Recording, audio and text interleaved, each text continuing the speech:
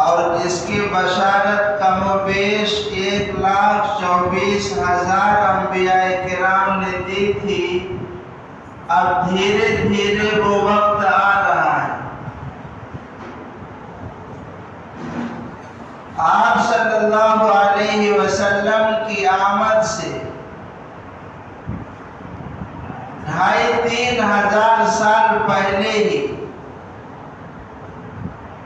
ابراہیم علیہ السلام شام میں رہتے تھے۔ 2,500-3,000 سال پہلے اللہ نے ابراہیم علیہ السلام کو حکم دیا کہ آپ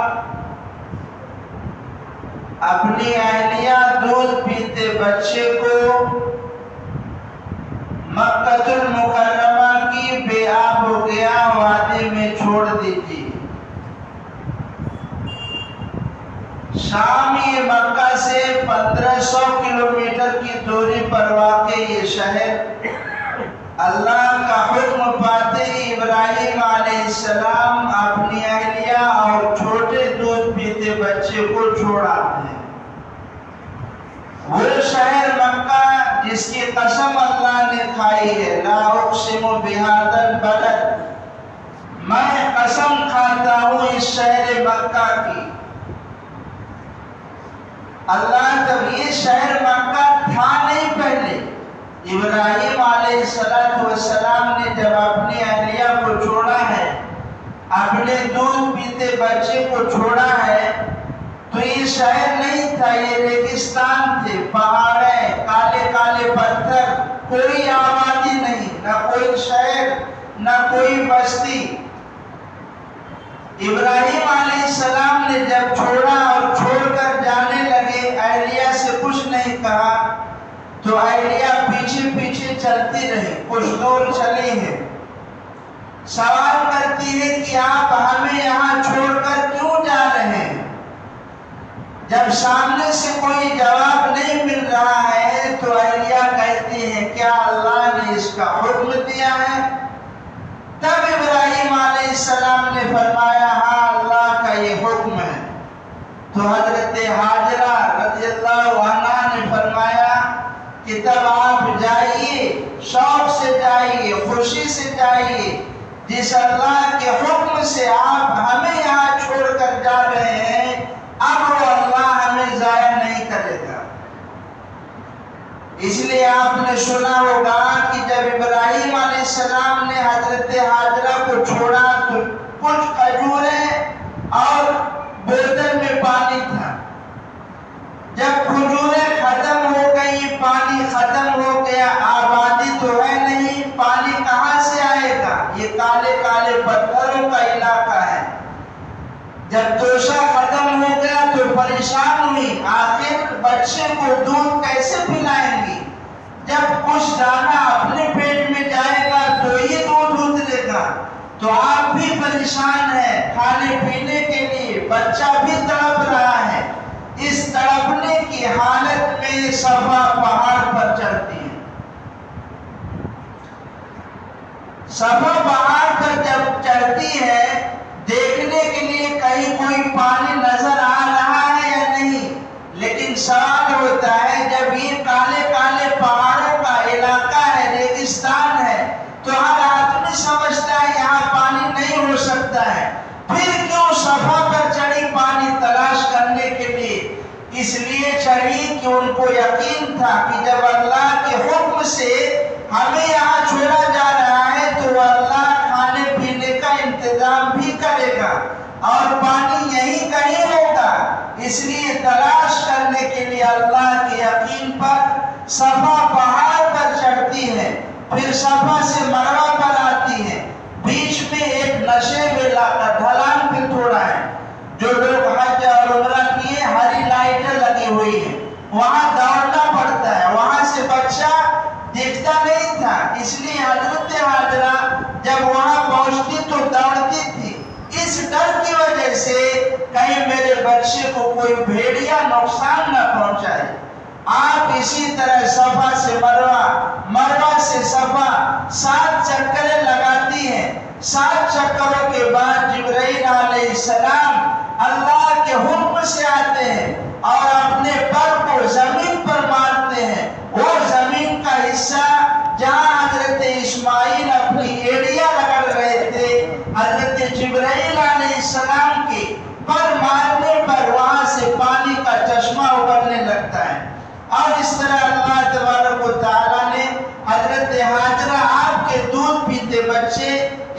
حضرت اسماعیل علیہ السلام کے لیے پانی کا آب زمزم کا انتظام کر دیتا ہے.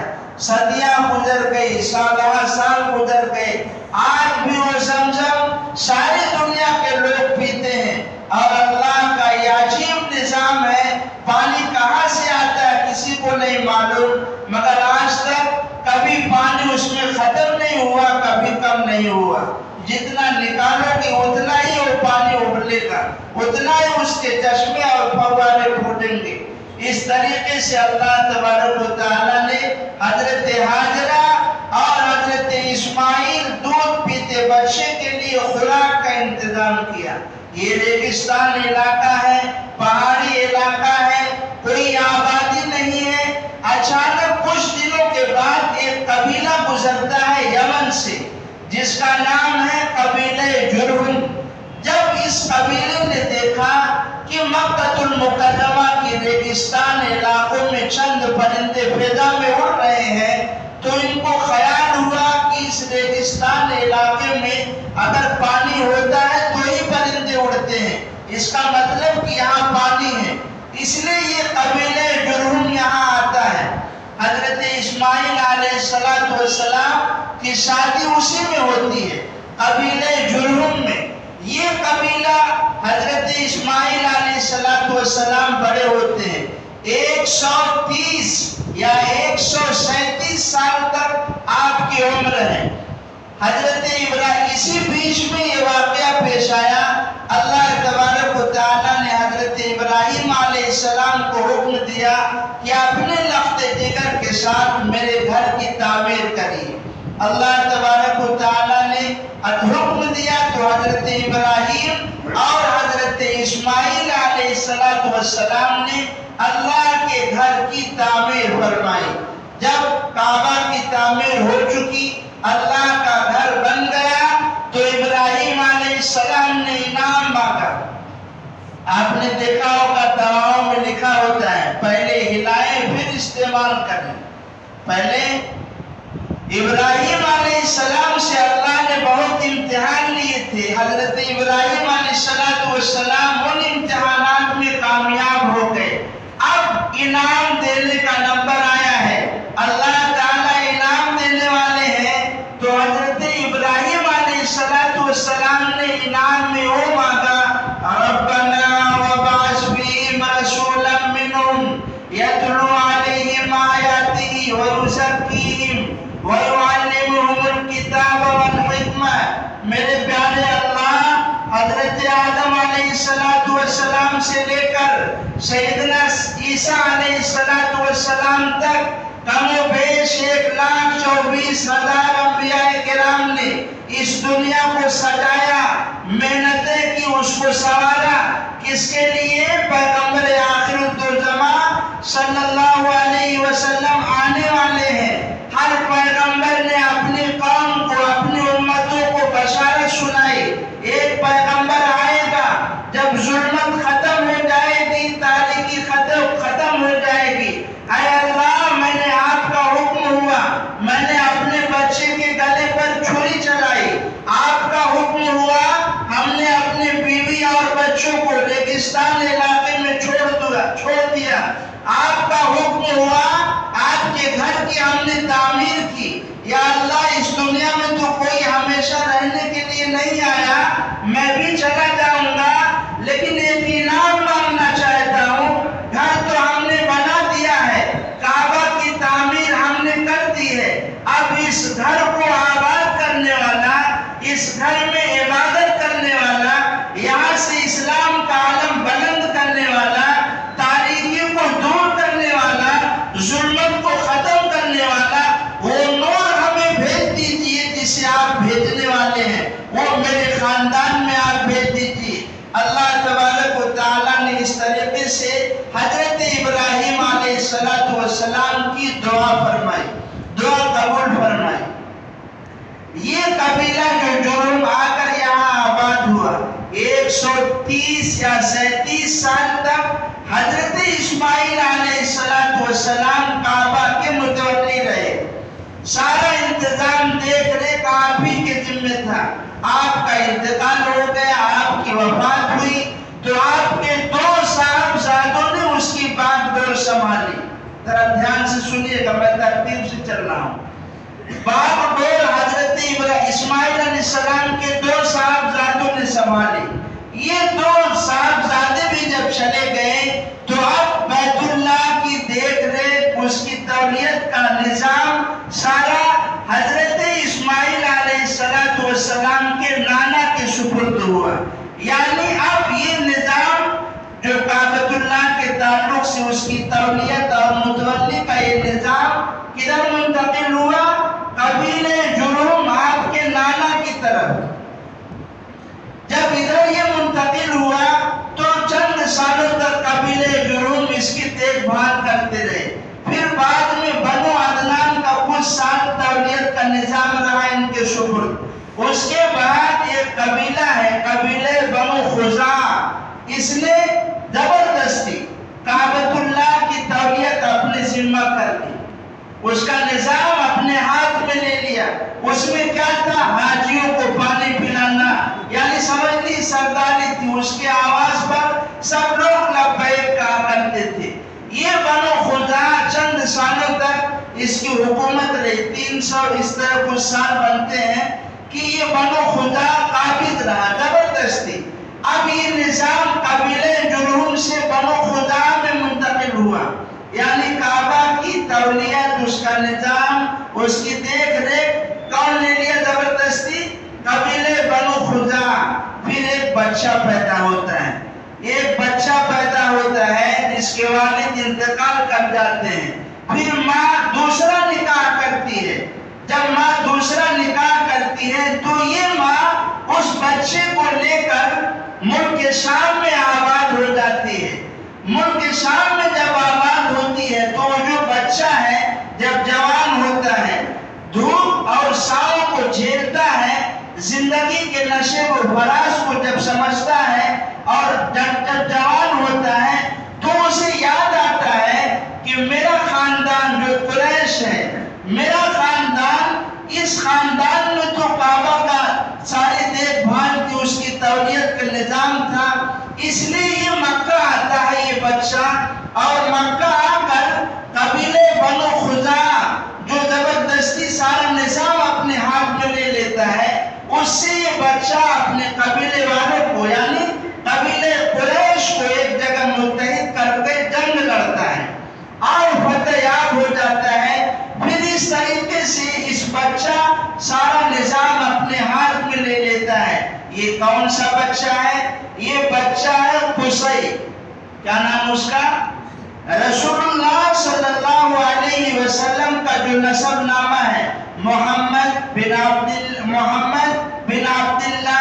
بن عبد المطلب، اس کے بعد بن ہاشم بن عبد مناف بن قصی بن کعب بن قصی کے بعد بن کلاب بن مرہ بن کعب بن غالب بن فہر. یہ 10 پشتے ہیں.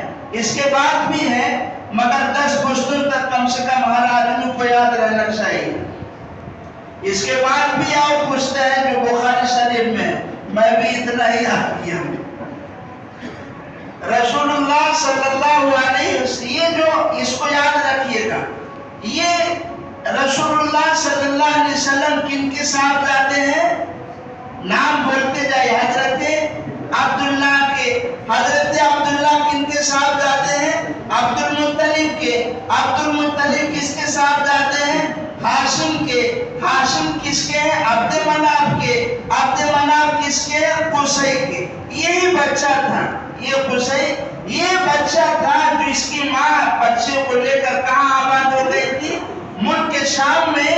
پھر یہ بچہ بنو خزاعہ پر مکہ آ کر چڑھائی کرتا ہے اور کعبہ کی تولیت کا نظام کہاں لے لیتا ہے؟ اپنے ہاتھ میں. اب سمجھیے یہ قصی جب بچہ اپنے ہاتھ میں لے لیتا ہے تو اس کے صاحبزادے کون ہوئے؟ عبد مناف. عبد مناف کے صاحبزادے کون ہوئے؟ ہاشم. یہ جو 10 پشتوں میں یعنی بن مرہ بن کلاب بن غالب بن فہر. فہر کا لقب قریش ہے. فہر کا لقب قریش ہے. ان کو قریشی کس کو کہتے ہیں؟ جن کو کوئی قریشی اس کو کہتے کھا سکے۔ مطلب یہ آپ صلی اللہ علیہ وسلم کی جو 10ویں پشت بڑے بہادر تھے، جس جنگ میں کودتے تھے غالب ہی رہتے تھے، کوئی ہرا نہیں سکتا تھا۔ یہ فرق۔ اس کے بعد یہ جو ہاشم ہے، کتنی پشت میں؟ محمد بن عبداللہ بن عبد المطلب بن ہاشم۔ یہ ہاشم، ان کو ہاشمی کہتے ہیں۔ تو آپ صلی اللہ علیہ وسلم کے خاندان جو ہے قریشی اور ہاشمی، قریش میں سے اللہ نے ہاشم کہتے ہیں روٹی کو سالن میں توڑ دینا، روٹی کو سالن میں توڑ کر کھانا، جس کو سرید بولتے ہیں۔ کیا بولتے ہیں؟ آپ صلی اللہ علیہ وسلم کو پسند تھا، آپ بھی کھایا کریے۔ سمجھ میں آنے بات؟ سالن میں روٹی توڑ کر اسے کھایا کریے۔ تو قصی کے بیٹے جو عبد مناف، ان کے بیٹے ہاشم۔ یہ ہاشم کون ہے؟ ظاہر سی بات ہے، جب یہ جوان ہوئے، جب ہاشم جوان ہوئے تو شام کی طرف انہوں نے تجارت کی۔ کدھر؟ شام کی طرف۔ لیکن راستے میں مدینہ منورہ پڑتا ہے، بات سمجھیے گا، راستے میں مدینہ منورہ پڑتا ہے۔ تو مدینہ منورہ، جس کا نام پہلے یثرب تھا، اس میں جب آپ نے قیام کیا تو وہاں ایک عورت سلمہ بنت عمرو سے آپ نے نکاح کیا۔ کس سے؟ سلمہ کام ہاشم، سلمہ بنت عمرو سے آپ نے نکاح کیا۔ آپ نے نکاح کیا، ملاپ ہوا، اللہ تبارک و تعالیٰ نے اس عورت کو ایک بچہ دیا۔ جب یہ عورت حمل سے ہو گئی تو آپ تجارت کے لیے کہاں چلے گئے؟ شام، ملک شام۔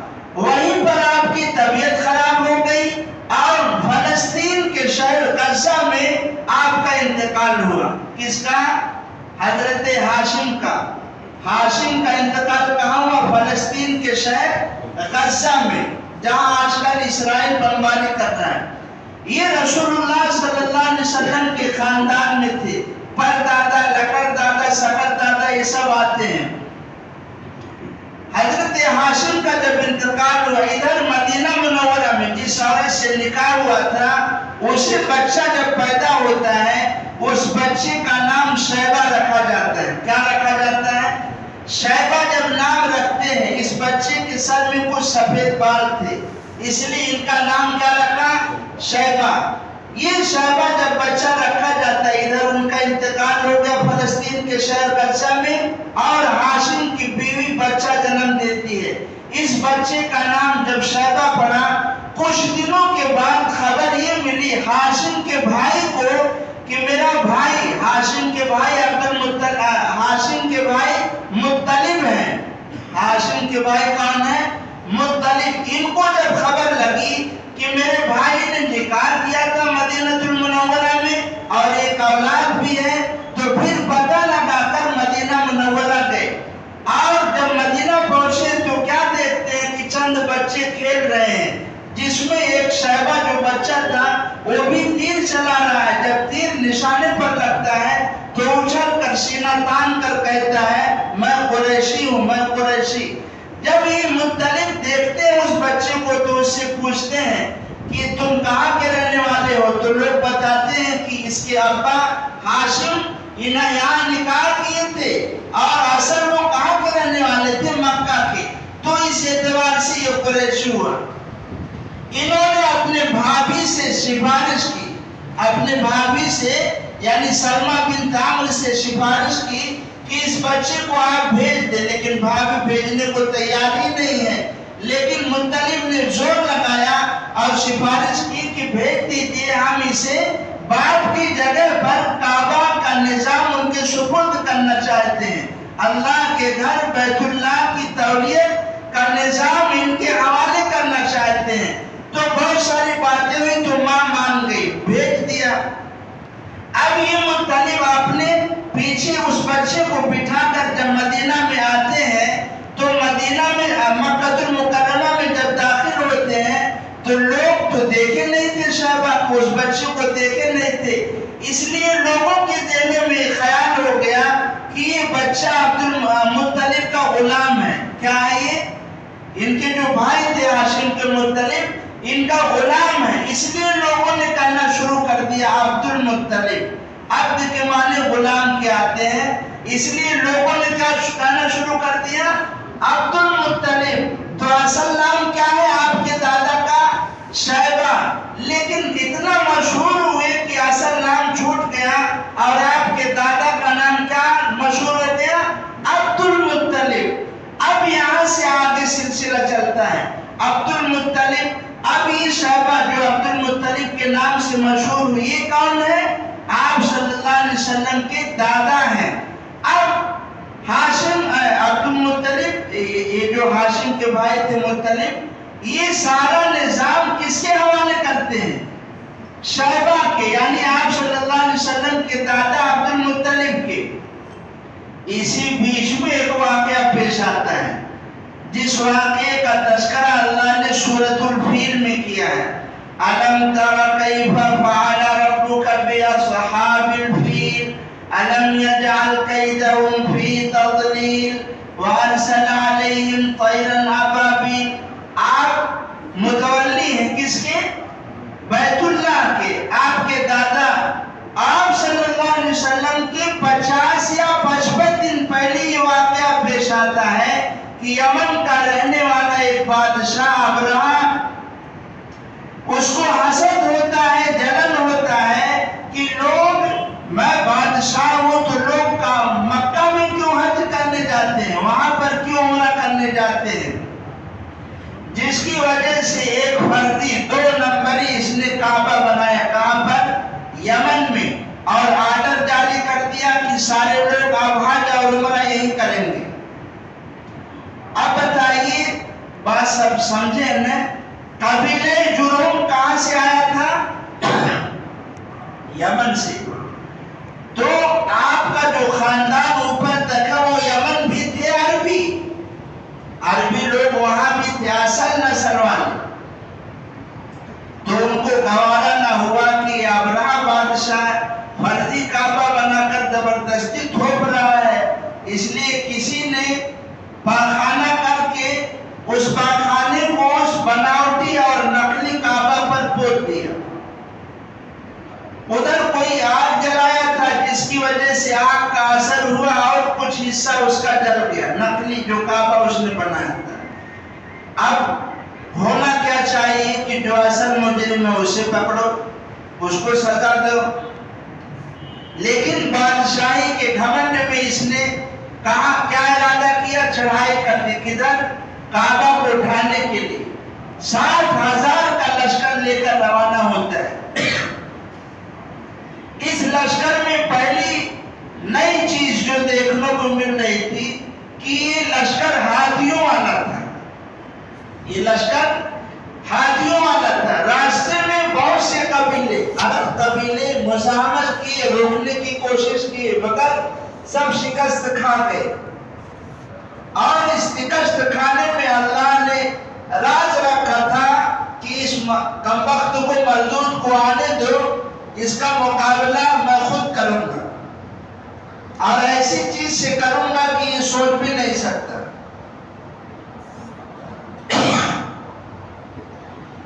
جب یہ راستے میں کئی قبیلوں کو شکست دیتا ہوا طائف پہنچ رہا ہے تو یہاں کے چند لوگ غداری کرتے ہیں اور مکہ کا راستہ بتانے میں اس کی مدد کرتے ہیں۔ جو لوگ غدار تھے، عرب لوگ ان کے قبر پر پتھر مارتے تھے کہ یہ غدار وطن ہے۔ کسی طرح یہ بیت اللہ سے پہلے 2-3 منزلہ میل پہلے ہی ایک وادی ہے، آپ یوٹیوب پہ سرچ کر لیے، جو حج عمرہ کرنے گئے اور جانتے ہوں گے، وادی محصر، وادی مقمص ایک وادی ہے، مکہ سے 3 میل پہلے ہی پڑتی ہے۔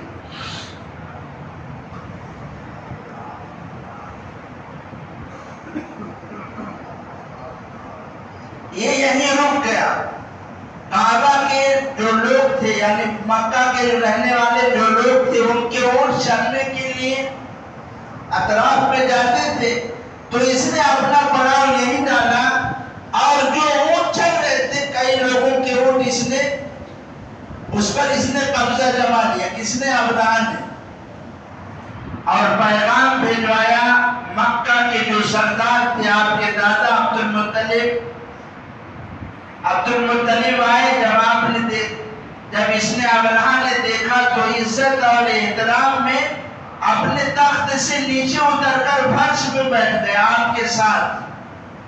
ایسے تھے ہی وہ، نورانی چہرہ اور جسم، ہر چیز مطلب اللہ تبارک و تعالیٰ نے خوبصورت بنایا۔ اور جب دادا آئے، بات چیت ہوئی تو دادا نے کہا میرے 200 اونٹ آپ کے لشکر نے، آپ کے فوجی نے قبضہ جما لیے، اس پر اس کو حوالے کر دو۔ ابراہیم نے جب یہ سنا تو چونک گیا کہ میں آیا ہوں کعبہ کو گرانے کے لیے، الٹا یہ اونٹ مانگ رہے ہیں، ان کو کوئی فکر ہی نہیں ہے۔ عبد المطلب نے کہا کہ اونٹوں کا مالک میں ہوں، کعبہ کا مالک اللہ ہے، اللہ سمجھے گا۔ اونٹ لے لیا، اپنا چلے گئے، آئے رونے لگے، کعبہ کا دروازہ پکڑ کر اس کی دیواروں سے چمٹ کر عبد المطلب رونے لگے۔ آپ کے ساتھ بھی کچھ اور لوگ تھے، رو کر دعائیں مانگی، اللہ ہم بے بس ہیں، ہم اس کا مقابلہ نہیں کر سکتے ہیں، آپ ہی اس کی حفاظت فرمائیے۔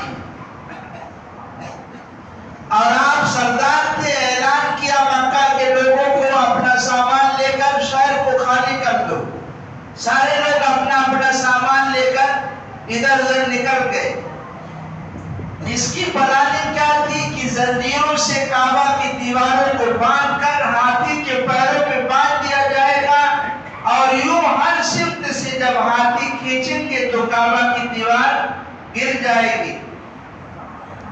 اسی پلاننگ میں یہی قیام پذیر تھا، یہی یہ رکا ہوا تھا کہ پہلے شعیب کی طرف سے پرندوں کے غول آنے شروع ہوئے، عجیب و غریب پرندے۔ اللہ تبارک و تعالیٰ نے سرخ رنگ کے، جن کے دونوں پنجوں میں کنکریاں تھی اور ایک شوش میں تھی، اور یوں گرانا شروع کیا جس پہ زہر بھی تھا، جو ایٹم بم کا کام کرتے تھے کہ اگر ہاتھی پر وہ کنکری گرتے تو پوری بدن میں سراخ کرتے ہوئے نیچے چلے جاتے۔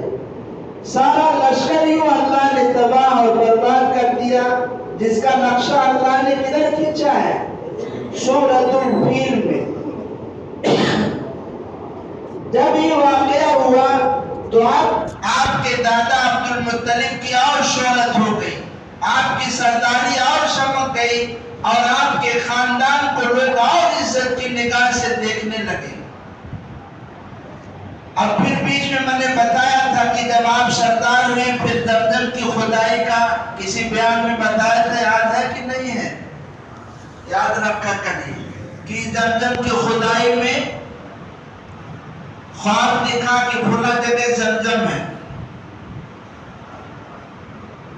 تو کیا ہوا؟ پھر آپ نے کھودا اس کو، زمزم نکالا، پھر آپ نے منت مانگی تھی نا، بتایا تھا، پھر ریپیٹ کرو کیا؟ آپ کے کتنے صاحبزادے تھے عبد المطلب کے؟ 10 لڑکے تھے عبد المطلب کے۔ منت مانی تھی نا، بھول گئے کیا؟ بتایا نہیں تھا اس سے پہلے ایک بیان میں؟ جرمانہ لوگ نہ آیا کر نہیں یاد رکھیں گے۔ تو 10 لڑکوں میں ایک لڑکے کون تھے؟ حضرت عبداللہ۔ یہ کون ہے؟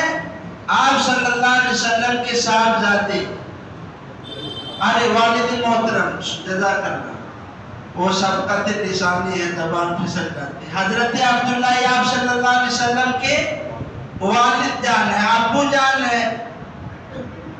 تو آپ صلی اللہ علیہ وسلم کا جو نور تھا ولادت کا ان کے جسم میں چمکتا تھا، اس لیے آپ پڑھیں گے کہ بہت سی عورتوں نے، خاندان والوں نے فرمائش کی، یہاں تک کہ رشوت دینے کی کوشش کی کہ آپ کے والد حضرت عبداللہ کا رشتہ میرے خاندان میں ہو جائے، لڑکیاں پھنسانے کی کوشش کی، لیکن حضرت عبداللہ نے صاف جواب دے دیا کہ موت بہتر ہے اس سے کہ میں تمہارے ساتھ حرام کاری کروں۔ اس سے پتہ چلتا ہے کہ رسول اللہ صلی اللہ علیہ وسلم کا خاندان، آپ کے باپ دادا کتنے پاکیزہ اور شریف لوگ تھے۔ بالآخر مکہ المکرمہ کے ایک قبیلہ بنو زہرہ میں حضرت آمنہ بنت وہب ایک لڑکی سے نکاح ہوتا ہے۔ جب اس لڑکی سے نکاح ہو جاتا ہے، حضرت آمنہ حمل سے ہوتی ہے، تو عبد المطلب کسی کام سے کھجور وغیرہ لانے کے لیے یا تجارت کے حوالے سے یہ گئے تھے مکہ، کہاں پر؟ مدینہ منورہ میں۔ وہیں انتقال ہو جاتا ہے، کس کا؟ آپ کے والد حضرت عبداللہ کا۔ ابھی حضرت آمنہ حمل سے ہے اور والد کا انتقال کہاں ہوتا ہے؟ مدینہ منورہ میں۔ اب جو قبیلے گئے تھے تجارت کے لیے، جب وہ واپس آتے ہیں چند لوگ، تو ہر خاندان والے اپنے اپنے دوست کا، باپ دادا کا استقبال کرتے ہیں۔ حضرت آمنہ بھی ہے، سب کوئی ہے، لیکن حضرت عبداللہ آ ہی نہیں رہے، پتہ چلا انتقال ہو گیا ہے۔ تو ایک درد بھرا مرثیہ کہا حضرت آمنہ نے، کیا گزری ہوگی، کتنا محبت تھی حضرت عبداللہ کی، حضرت عبداللہ سے عبد المطلب کی کیا محبت تھی، آپ سمجھ سکتے ہیں۔ جن کے لیے، جن کو بچانے کے لیے عزیز چیز، قیمتی چیز، سروں کو قربان کیا گیا، اور آپ کے خاندان والوں نے یہ رائے دی تھی کہ عبداللہ کو قربان نہ کیا جائے۔ کتنی عمر تھی آپ کے والد کی؟ 18 سال۔ کتنی عمر تھی؟ 18 سال کی عمر میں آپ کے والد کا انتقال ہو گیا، اور اس کے بعد حضرت آمنہ رضی اللہ عنہ نے آپ صلی اللہ علیہ وسلم کو جنم دیا۔ اب دیکھیے ٹائم بھی ہو گیا ہے۔ اب آپ صلی اللہ علیہ وسلم کی ولادت ہوتی ہے۔ یہ پورا خاندان آپ کا نسب نامہ تھا، مختصر طور سے ہم نے کوشش کی سمجھانے کی۔ آپ کے والد کا انتقال ہو جاتا ہے، اور ادھر حضرت آمنہ بنت وہب حمل سے ہے، پھر آپ صلی اللہ علیہ وسلم کی آمد ہوتی ہے اب یہاں سے انشاءاللہ آئندہ ہفتے، ٹھیک ہے انشاءاللہ۔ سمجھ میں آ رہی بات؟ یاد بھی رکھیے گا ہے، 500 روپے رسید کاٹوں گا پھر۔ وما علینا الا البلاغ۔